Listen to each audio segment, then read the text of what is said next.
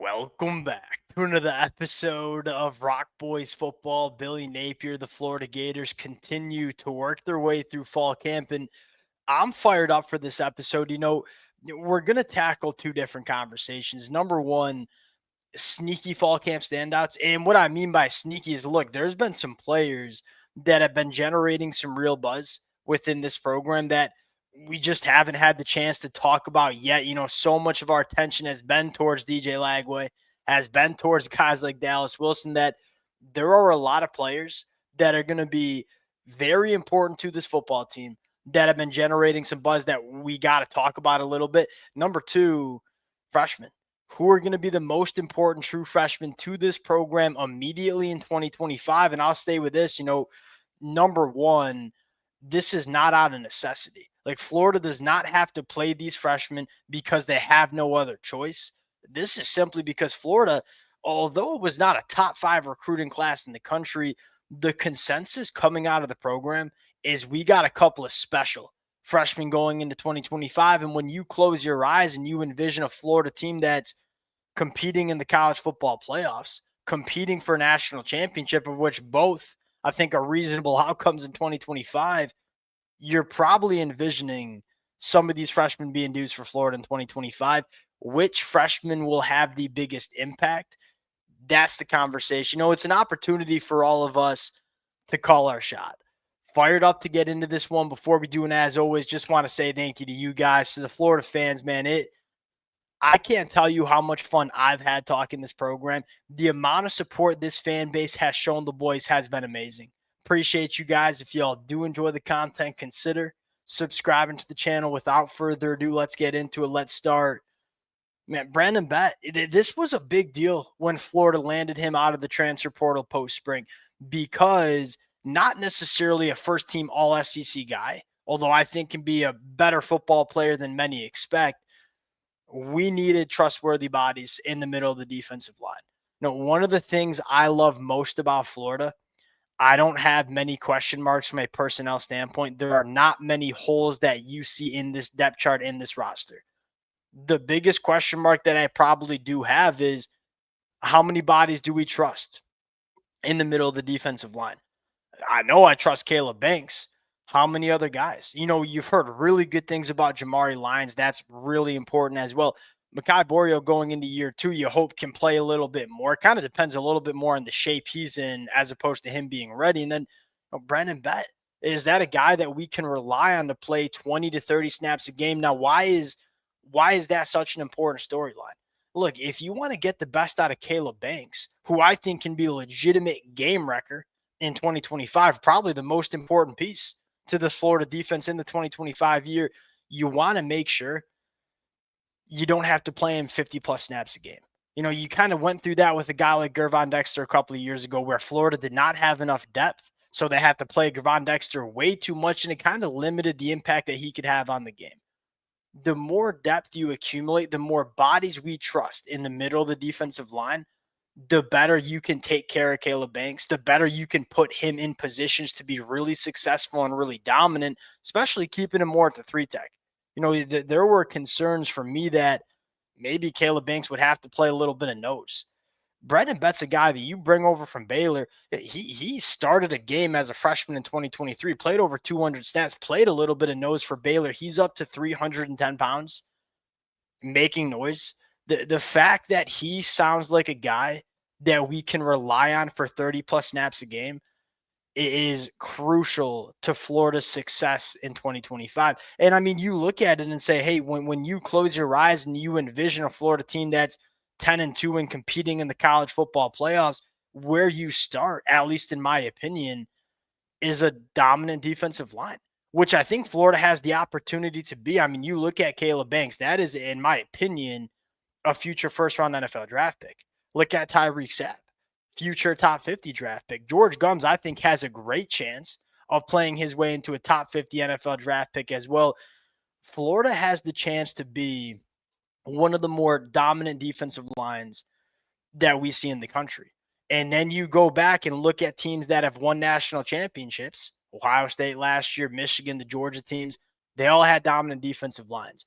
It's not only about the best players in the unit. It's about the depth. And I think Florida quietly starting to find that depth as we go through fall camp. Man, number 2, Aaron Childs. Now, we talk about dominant defensive lines. When you can pair that up with dominant linebackers, that's when your front seven gets a little bit spooky, gets a little bit crazy. We kind of know what Miles Graham is. I think we know what Miles Graham will be. You look at Pup Howard getting back healthy, Jaden Robinson, Aaron Childs. Maybe Pup Howard's number 1, the most gifted. Aaron Childs is probably number 2. And it sounds like this kid has taken a not just small step, but monster step going into 2025. Again, I don't think it's crazy to talk about a Florida defense that is top 20 against the run and top 10 in sack percentage in 2025. Aaron Childs is a guy that not only will be a factor defending the run, this is a guy that can rip it off the edge as well. You can use him in so many different ways when it comes to not only filling the run, but also getting after the passer. The vibe out of fall camp is that Aaron Childs has taken a monster step and can be a massive impact guy for Florida in 2025. I cannot wait to see how Coach Roberts uses these linebackers, because you got legitimate weapons at that position. Number 3, and this is kind of me reading through the tea leaves a little bit. How about Bryce Lovett? And the reason I choose to reference Bryce Lovett is that was really the only position battle that we thought was going to take place on the offensive line. You return your other 4 starters. I haven't heard a peep from that position battle really since spring practice. Billy Napier got in front of the media during spring and said Bryce Lovett's going to be playing right tackle for us. Not a word since. Like, what does that tell me? It tells me that Bryce Lovett has gone wall to wall and won that right tackle job. There are other capable bodies in this room. Fletcher Westfall going into year 2. Devin Manuel, I know, has had some off the field stuff, but this is a guy that's played and started games in the SEC. Caden Jones, another serviceable guy. The fact that Bryce Lovett has taken that starting right tackle job and absolutely ran with it, man, it tells me that we're going to get really good play from Bryce Lovett. Number 4 on the list, last one, Hayden Hansen. I've been critical of the tight end player for Florida over the last couple of years, and I was really looking for, hey, what tight end's going to emerge as a difference maker in 2025? And look, is Hayden Hansen going to be that guy that catches for over 700 yards? No, probably not. I will say this. I probably made too big of a deal of Hayden Hansen being a top 50 NFL draft pick, being a guy that you can center your passing attack through. That's not what Florida needs from Hayden Hansen to have a successful year on offense. Like, you have your difference makers, J. Mike, Dallas Wilson, Eugene Wilson, Vernell Brown, Aiden Mizell. Your playmakers are at the wide receiver position. It does sound like Hayden Hansen, who we know is an absolute ass kicker as an inline run blocker, which is a big part of this Florida offense. Look, if Hayden Hansen can just be that, for lack of better term, safety blanket for DJ Lagway, maybe that's all we need. Because you look at what you want to see from DJ Lagway going into year 2, probably just taking what's there a little bit more, going through your progressions, taking what's there, and Hayden Hansen can be that safety blanket, that big body over the middle of the field that can represent taking what's there for DJ Lagway. Maybe we don't need Hayden Hansen to run and lose 20-plus yards down the field, because we got other guys who can do that.